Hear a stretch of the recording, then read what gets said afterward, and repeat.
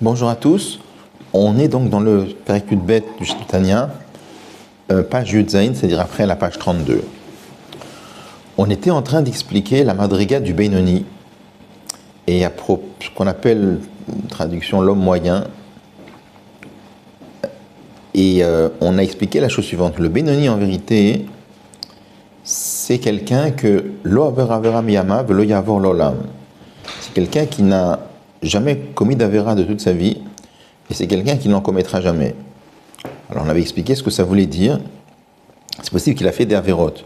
Mais aujourd'hui, il se trouve dans une situation où il n'en a jamais fait. Ça veut dire que les éventuelles conséquences d'une avéra, par exemple, le fait que quand quelqu'un fait une avéra, ça le pousse à en faire d'autres, comme nos maîtres disent en Pirkei Avot, avéra goreret avéra, une avéra entraîne une autre avéra, ça il ne l'a plus, parce que même s'il a fait des avérotes, mais il a tellement fait teshuva, il a tellement réparé, qu'il n'a plus du tout cette conséquence néfaste, cette conséquence négative des avérotes. Et de la même façon, quand on dit lo yavor l'olam, ça veut dire qu'il se trouve aujourd'hui dans une situation où il ne peut pas fauter. Là, on avait expliqué de la même façon, par exemple, que pour chacun d'entre nous, on ne se pose pas la question est-ce que demain matin on va mettre les tefilines ou non. C'est évident qu'on va les mettre.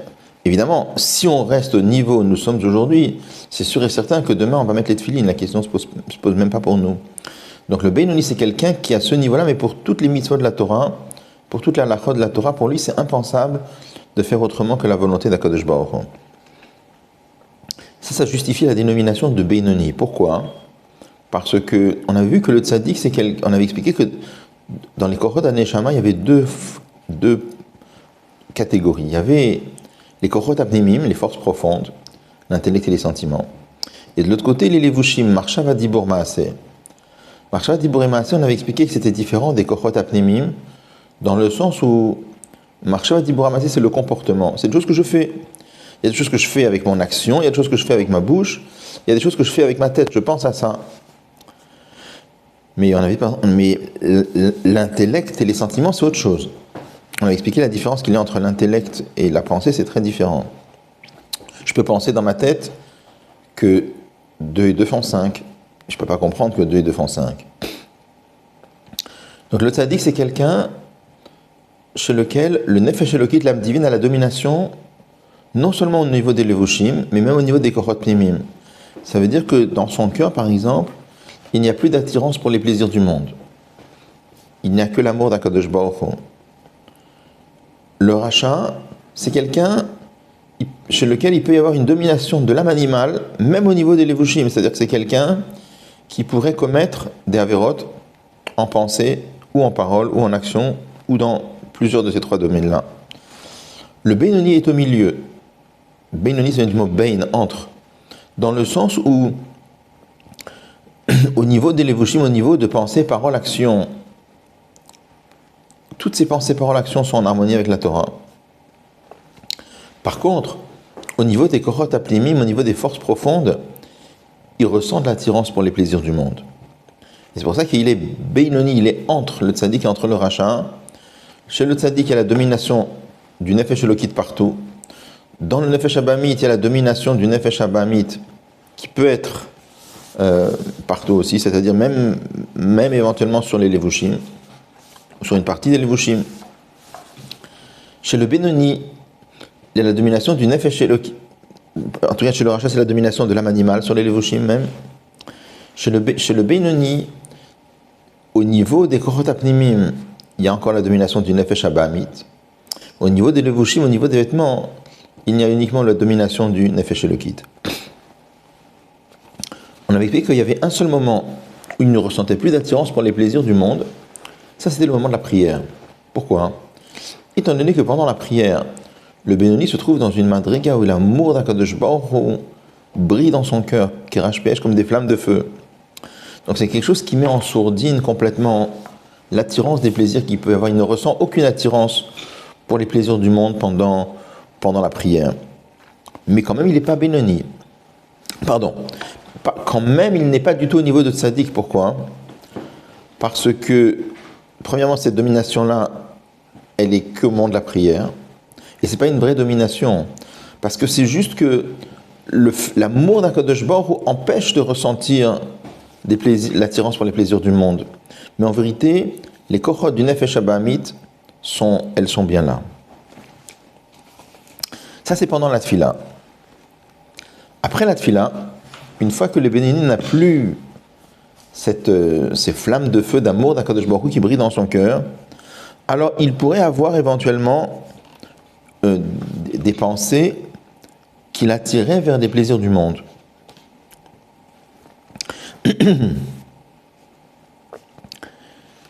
Et à ce moment-là, on avait dit que Amor Shalit à la lèvre, l'intellect domine les sentiments. Alors, je voulais répéter juste la notion et peut-être rajouter encore quelque chose par rapport à ce qu'on avait déjà dit. Lorsqu'on dit que Amor Shalit à la lèvre, que l'intellect domine les sentiments, il y a deux notions. Il y a une première notion dans laquelle l'intellect domine les sentiments, c'est-à-dire que l'intellect dirige complètement les sentiments, comme on l'a appris dans le Perek Shlishi. L'intellect donne naissance à l'amour et à la crainte. L'intellect peut arriver à réveiller l'amour de Dieu et la crainte de Dieu. Après, il y a autre chose. Il y a, lorsque il y a un conflit entre la tête et le cœur, entre le cerveau et le cœur, pour savoir qu'est-ce qu'on va faire, quel va être le comportement. On avait expliqué que l'âme divine, elle se trouve essentiellement dans l'intellect, aussi un peu dans le cœur, mais surtout dans l'intellect. Et l'âme animale se trouve essentiellement dans le cœur. Donc lorsqu'il ressent une attirance pour les plaisirs du monde, il y a une lutte intérieure pour savoir est-ce qu'on va se laisser entraîner par les plaisirs du monde. Eh bien, on nous apprend ici qu'à mort, Shalit à la lèvre, l'intellect est plus fort que les sentiments pour savoir quel va être le comportement. Dans la première explication, on disait que l'intellect domine, c'est-à-dire il va dicter quel sentiment il faut avoir dans le cœur. Là, c'est pas quel sentiment il faut avoir dans le cœur, c'est qu'il y a un conflit entre la tête et le cœur. Donc il y a un conflit entre l'intellect du Nefesh Elokit et le cœur de l'âme animale. Alors on nous dit qu'un mort Shalit à la lèvre, Akadosh Baruch Hu a créé l'homme depuis sa naissance de façon telle que l'intellect est plus fort que les sentiments et qu'au niveau de quel va être le comportement à adopter, c'est l'intellect qui va être plus fort. Comment cela fonctionne exactement? Il y a deux niveaux. C'est-à-dire, les deux niveaux que je vais expliquer, c'est qu'on avait expliqué là dans Amor Shalit à la lèvre. L'un, c'est que l'intellect lui-même est plus fort que les sentiments. Après, il y a autre chose. Après la prière, chez le Benoni, il y a, même s'il n'y a plus l'amour de Dieu dans son cœur, mais il y a une volonté qui naît de sa prière. C'est-à-dire que la prière, avec l'amour de Dieu qu'il a fait, va réveiller chez le Benoni une volonté intense que toute la journée, il veut accomplir la volonté de Dieu. On voit que dans le Tana, il utilise le mot Retsono Shebemocho, la volonté qu'il y a dans son cerveau. Donc quand on dit Amor Shalit à la lèvre, la deuxième explication en ce qui concerne, quand on dit que c'est l'intellect qui est plus fort que les sentiments au niveau de l'action, au niveau de savoir quel va être le comportement, c'est dans ce sens-là, c'est-à-dire que la volonté qu'il y a dans son cerveau, qui naît de la prière, eh bien en vérité, Shalit à la lèvre, elle va dominer le cœur, et c'est ça qui fait que même après la prière, eh bien, il va être capable de se maîtriser lorsqu'il a des envies.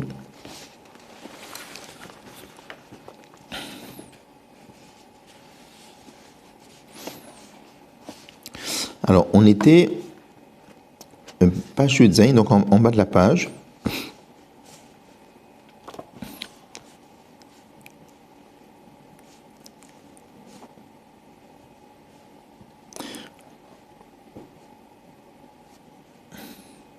Alors je reprends Acharat Fila, je prends 5 lignes avant la fin de la page, Acharat Fila.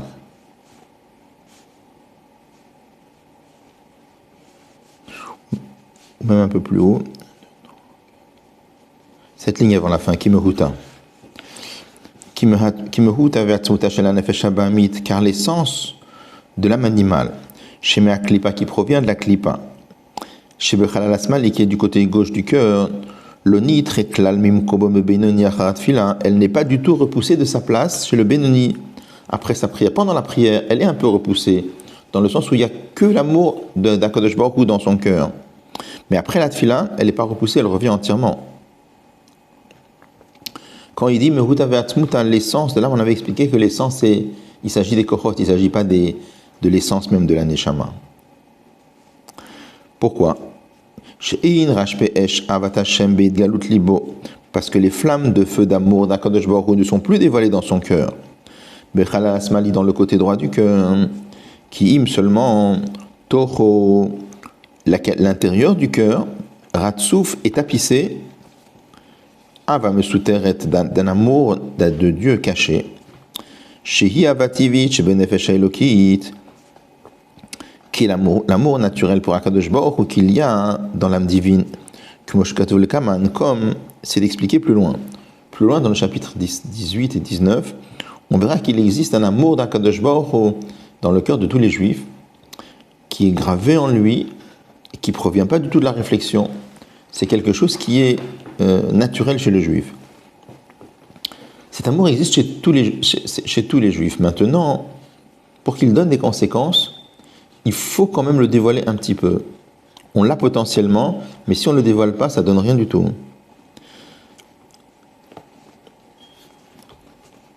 Donc il dit, après la prière, le Beinoni peut dévoiler justement cet amour d'Akadosh Baruch Hu qu'il a, l'amour naturel qui reste dans le cœur. Et alors, Yachol liot sichlut aksil harabit galut libo bechalal asmali. On avait dit tout à l'heure qu'après la prière, la bêtise, sichlut aksil, c'est la bêtise du stupide, c'est l'âme animale. On trouve dans les proverbes, dans les Kohelet de Shlomo HaMelech, que le Nefesh HaElokit est appelé un enfant, Yeled Misken Vechacham, un enfant pauvre et intelligent, et le Yetzer Hara est appelé Melech Zaken Oksil, un roi qui est vieux et qui est stupide. D'où le fait que lorsque l'Admor Zaken parle de la klipa, ou il parle de l'âme animale, il parle de la bêtise à cause du mot ksil qui est utilisé justement par Shlomo HaMelech. Donc à ce moment-là, la bêtise de l'âme animale peut revenir de façon révélée dans le côté gauche du cœur. Pour avoir une envie, le pour toutes les choses matérielles de ce monde-là, que ce soit quelque chose de permis, que ce soit quelque chose d'interdit. C'est qu'un Benoni peut avoir aussi des envies de quelque chose d'interdit. Comme s'il n'avait pas du tout prié. Elle a seulement chez Bedva Iso, en ce qui concerne une chose interdite. Il ne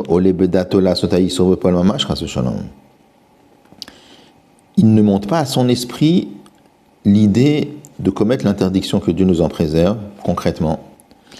Elle a seulement Iruré Avera, Kashime Avera. Il peut avoir des pensées d'Avera qui sont plus graves que l'Avera. Yocholim Lifol peuvent agir, la lot le mocho, de monter dans son cerveau. Ou le balbelo et le déranger, de le troubler. Mitora Vavoda, de l'étude de la Torah et de la prière. Bon. Alors, quand on dit que le Benoni peut ressentir une envie même pour des choses, autant pour des choses permises que pour des choses interdites, mais il précise tout de suite, quand il s'agit de choses interdites, il peut avoir envie de la chose, mais pas de faire la chose. Pour prendre un exemple concret, imaginons par exemple le jour de Yom Kippour. Le jour de Yom Kippour, c'est interdit de manger. Donc quelqu'un peut avoir faim, c'est-à-dire qu'il peut avoir envie de manger, il n'est pas effleuré par l'idée de transgresser Yom Kippour et d'aller réellement manger. Il peut ressentir une attirance pour la nourriture qui est complètement interdite le jour de Kippour. Mais il n'est pas effleuré par l'idée de manger le jour de Kippour. Donc de la même façon aussi, le Benoni peut avoir une envie liée à quelque chose d'interdit, mais il n'est pas effleuré par l'idée de la faire, de transgresser l'interdiction. Comment se fait-il qu'il peut avoir, il dit par contre, il peut avoir des hirurei avera, des pensées négatives, des pensées qui sont interdites, qui peuvent monter à son esprit. Alors comment ça marche? On l'avait déjà vu. Comment ça marche avec ce qu'on avait dit au début du Pérec, que le Benoni ne commet aucune transgression, ni en pensée, ni en parole, ni en action? L'idée, c'est la suivante. Le rabbi précédent explique que la pensée est un miroir du cœur. C'est-à-dire que ce qu'on a dans le cœur, les attirances qu'on a dans le cœur, vont engendrer des pensées qui vont monter à l'esprit toutes seules. Ce ne sont pas des pensées qu'on a recherchées, ce ne sont pas des pensées qu'on a déclenchées nous-mêmes, c'est les sentiments qu'il y a dans le cœur qui font monter des pensées à l'esprit. Donc de la même façon, étant donné que le Benoni a dans son cœur de l'attirance pour les plaisirs du monde, eh bien cette attirance qu'il a pour les plaisirs du monde peut engendrer, peut faire naître, peut réveiller dans son cerveau, dans son esprit, une pensée. Mais dès qu'il s'en rend compte, il va la repousser. Donc ce sont des pensées négatives, des pensées que la Torah interdite, mais quand même le Benoni ne fait pas une interdiction. Pourquoi? Parce que ce n'est pas lui qui a déclenché cette pensée. Cette pensée monte à son esprit toute seule, parce que dans son cœur il y a de l'attirance pour les plaisirs du monde. Mais dès qu'il s'en rend compte, il la repousse complètement.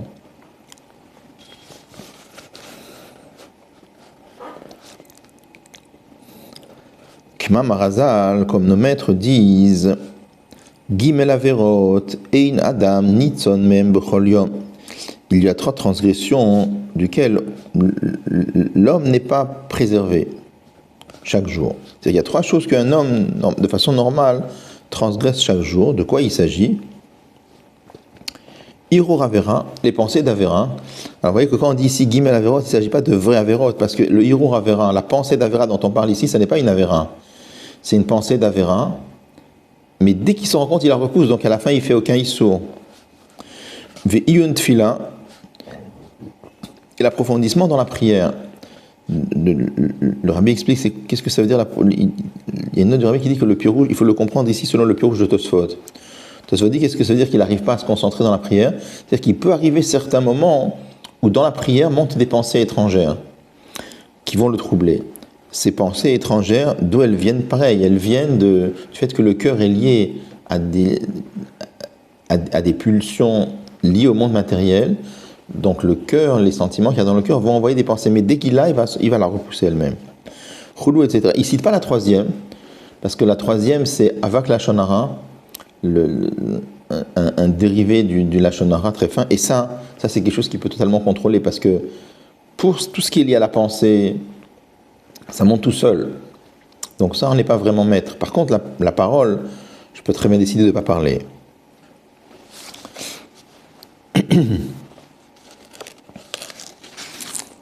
Donc qu'est-ce qu'on a dit? On a dit que chez le Benoni, après la prière, il ne reste, étant donné que l'amour d'Akadosh Baruch Hu ne reste plus, il reste que l'amour naturel qu'il y a dans le cœur, c'est vrai, et qui est ratsouf, c'est-à-dire qui tapisse la cavité du cœur. Ratsouf, ça vient aussi du mot ritzpa, le sol, c'est-à-dire que c'est le niveau le plus bas dans les sentiments, ça brille pas. C'est pour ça que des pensées étrangères peuvent à ce moment-là monter à son esprit.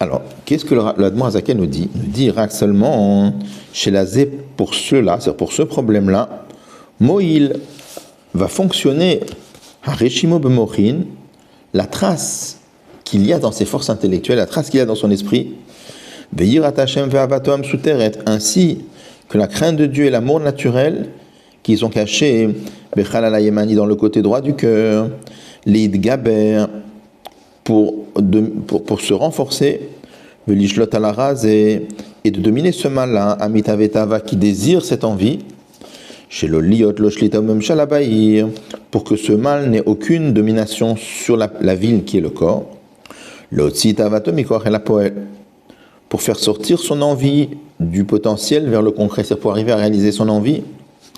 L'itlabesh bevri agouf, pour s'habiller dans les membres du corps. Donc qu'est-ce qu'il nous dit? L'Admor Azaken nous dit que après la prière, étant donné qu'il n'y a plus l'amour d'Akadosh Baruch Hu qui brille dans son cœur, des envies qui sont liées à l'âme animale, donc des envies de choses matérielles, peuvent monter à son esprit. Qu'est-ce qu'il nous dit? Il nous dit ici que la trace de sa prière va l'aider. Pourquoi est-ce qu'on a besoin ici de la trace de la prière? Et il rajoute encore autre chose. Il dit la trace de la prière plus l'amour et la crainte naturelle d'Akadosh Baruch Hu qu'il y a dans le cœur. L'amour naturel, ce qu'on avait expliqué tout à l'heure, que chaque juif a en lui un amour naturel pour Akadosh Baruch Hu. La crainte naturelle, on ne l'a pas vraiment expliqué, on la verra plus tard dans le chapitre 18-19. La crainte naturelle, c'est le fait qu'un juif tremble, si on dirait, à l'idée de se séparer d'Akadosh Baruch Hu. Et ça, c'est voilé en lui. Pour que ça donne des résultats, il faut absolument le dévoiler.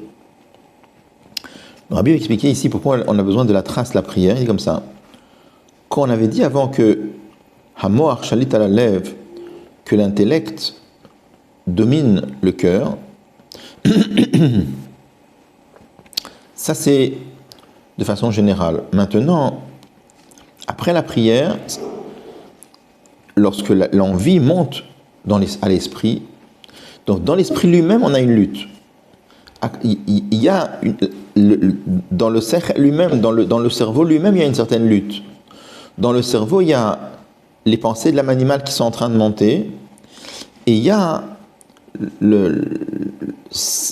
toute la réflexion de l'amour d'Akadosh Baruch Hu qu'il avait compris à laquelle il avait réfléchi pendant la prière, et qui a laissé dans son cerveau une certaine volonté d'accomplir la volonté de Dieu.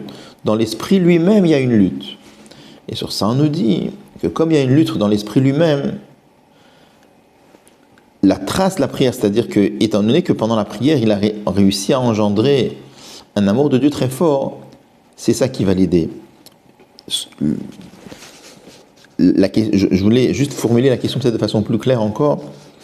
Quand il nous parle ici de la trace de la prière qui va rester, pourquoi on a besoin de la trace de la prière? On a dit avant, Amoar Shalit ala Lev. Alors l'idée, c'est de dire qu'Amoar Shalit ala Lev, lorsque le Moar, il ne contient que le Nefesh Elokit. Mais lorsque le Moar contient aussi des idées du Nefesh Abahamit, la notion de Moar Shalit ala Lev peut être affaiblie. Et c'est pour ça que la trace de la prière, le fait qu'il a prié, qu'il a eu l'amour de Dieu pendant la prière, ça c'est quelque chose qui fait que, après la prière, il peut arriver des pensées de l'âme animale qui montent dans son cerveau, dans son esprit. Alors la notion de Amoar Shalit ala Lev, elle n'est pas peut-être avec toute sa force. C'est-à-dire que dans le cerveau lui-même, il y a un conflit. Et c'est pour ça qu'on a besoin de la trace de la prière, cette volonté qu'il a engendrée pendant la prière. C'est ça qui va l'aider à ne pas mettre à exécution cette envie qu'il y a dans le cœur.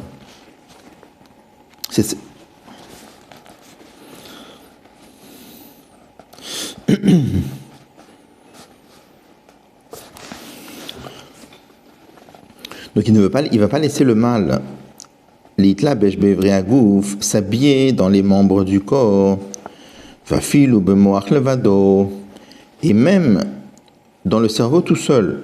Ça veut dire quoi dans le cerveau tout seul? Qu'est-ce que ça voudrait dire que le mal s'habille dans le cerveau lui-même? Les harer vera, de penser au mal, c'est-à-dire de se mettre à penser au mal volontairement. Le fait qu'il pense à du mal parce que c'est le cœur qui a envoyé une pensée pareille, ça c'est possible pour les vénénis. Mais penser volontairement, ça c'est pas possible. Et le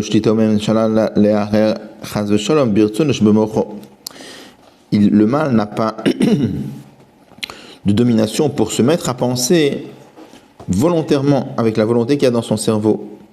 Chez Ikabel Beratson, il osait d'accepter volontairement avec sa volonté cette mauvaise pensée qui monte tout seul. Voyez bien le mot mais élave tout seul, mais enlève la moire du cœur vers le cerveau. Canal comme on l'a dit avant. Et là seulement, Miyad Baliato Lesham, dès qu'il monte là-bas, c'est-à-dire dès que la pensée monte dans l'esprit, il repousse cette pensée avec deux mains, c'est une façon imagée de parler, ou messiach datomiyad, et il détourne son esprit tout de suite chez Niskar chez Oirura. Dès qu'il se rappelle, dès qu'il se rend compte que c'est une mauvaise pensée, il la chasse. Et il ne l'accepte pas volontairement, à fil ou les harerbo, même de continuer à penser, et à plus forte raison de le faire monter à l'esprit, de le réaliser, c'est-à-dire dire qu'il va penser, continuer à penser pour aller réaliser cette chose-là, ou à fil ou le daberbo, ou même en parler, ça non plus il n'est pas effleuré. Car celui qui pense à quelque chose d'interdit volontairement, nikra racha, il est appelé racha à ce moment-là. Vers Benoni, et le Benoni, et no racha afilu sha'achat lo'olam. Il n'est pas racha, même pas un instant. Donc il dit accepter une pensée mauvaise volontairement. Quand on l'accepte volontairement, à ce moment-là, on s'appelle racha. Et le Benoni n'est quelqu'un qui n'a pas le mot, le qualificatif de racha, même pas une seconde. Et de la même façon, bidvarim shemen adam lachavero, en ce qui concerne des notions entre le mot à mot entre l'homme et l'homme, c'est-à-dire lorsqu'il s'en regarde quelque chose qui touche sa relation avec les autres. Miyad sheolelo me'alev lamoach eizotina vesina. Dès que monte de son cœur vers son esprit une tina, c'est une des fois on est en colère contre quelqu'un, mais c'est pas une vraie colère. On a dans l'esprit quelque chose ou dans le cœur quelque chose de très léger contre lui. Dès que monte à son cerveau une certaine rancœur, sina, une certaine haine, chas de shalom, au eizekina, ou alors une jalousie, au kas, ou une colère, au kpeida. Le mot kpeida, c'est un mot qui est difficile à traduire en français, mais ça veut dire aussi une certaine colère, le domaine ou des choses identiques, et il ne les accepte pas du tout, bemocho dans son cerveau, birsono, et dans sa volonté. Adraba, au contraire, amoar shalit ou moshel beruach shebelibo, le cerveau domine l'esprit qu'il y a dans son cœur. La sota faire mamash, et de faire exactement le contraire. Les itnaigim chavero b'midat chesed, de se comporter avec son ami avec la bonté, et avec un amour supplémentaire qui lui fait connaître, l'isbol mimenu ad ktseh acharon, pour arriver à supporter de lui jusqu'à l'extrême, velolichos chas v'shalom, et de ne pas du tout se mettre en colère, vegam shelo le shalem lo kefaolo chas v'shalom, et aussi de ne pas lui rendre comme l'autre lui a fait. Donc là, il nous dit de la même façon aussi, lorsqu'on montre à son esprit une certaine colère, un certain sentiment négatif envers un ami ou envers quelqu'un qui lui a fait du mal, alors il dit non seulement cette colère qui montre à l'esprit, il la chasse, mais il n'accepte même pas la moindre pensée relative au fait de se venger, de lui rendre, de lui faire du mal. Au contraire, il décide de se comporter avec celui qui lui a fait du mal, avec un amour, avec bienveillance. Et la adraba, mais bien au contraire, ligmol chayavim tovot, de rendre à ceux qui sont chayavim, c'est-à-dire à ceux qui ont fait du mal, le rendre tovot, le rendre du bien. Ça fait allusion à la bracha de Hagomel chayavim tovot, quand nous remercions à Kadosh Baruch Hu, la bracha de Hagomel. On remercie Akadosh Baruch Hu d'avoir prodigué, Gomel c'est prodigué à des chayavim, à des gens comme nous qui sommes des chayavim, de nous avoir fait du bien. Là aussi, il va rendre à celui qui est chayav, c'est-à-dire cette personne qui lui a fait du mal, il va être Gomel Tov, il va lui prodiguer du bien. Comme c'est écrit dans le Zohar, l'ilmod mi Yosef imechav, de tirer le son du comportement de Yosef envers ses frères qu'il avait vendus en Égypte, et lui, il ne s'est pas du tout vengé, au contraire, il leur a fait du bien, il leur a nourri. Et comme les commentateurs expliquent, le Al-Shir par exemple, Al-Shir HaKadosh explique que même si on voit que quelque part, il les a fait souffrir. Il avait pris Binyamin et il ne s'est pas dévoilé à eux tout de suite, etc. Donc là, le Cheikh explique que ça c'était fait volontairement parce qu'il aimait ses frères et qu'il a voulu amener une capara pour leur avérote. Il avait voulu leur faire expier leur avéra, c'est pour ça qu'il les a fait souffrir. Ce n'était pas du tout de la vengeance, c'était juste pour faire expier leur avéra. Quel est l'intérêt d'apporter ici l'exemple de Yosef? Donc, on verra, on expliquera si tu veux la prochaine fois une note du Rabbi dans laquelle il explique que en amenant l'idée de Yosef, l'exemple de Yosef, l'Admor Azaken explique la question suivante. On comprend bien qu'il ne faut pas rendre du mal à ceux qui nous en ont fait. On ne faut pas leur rendre mal, mais pourquoi s'il faut leur faire du bien? On nous a dit tout à l'heure qu'il faut qu'on doit être Gomel Chesed, qu'on doit leur faire du bien. Alors pour expliquer cela, on nous amène l'histoire de Yosef et on verra ensemble comment cela explique. Bonne semaine à tous.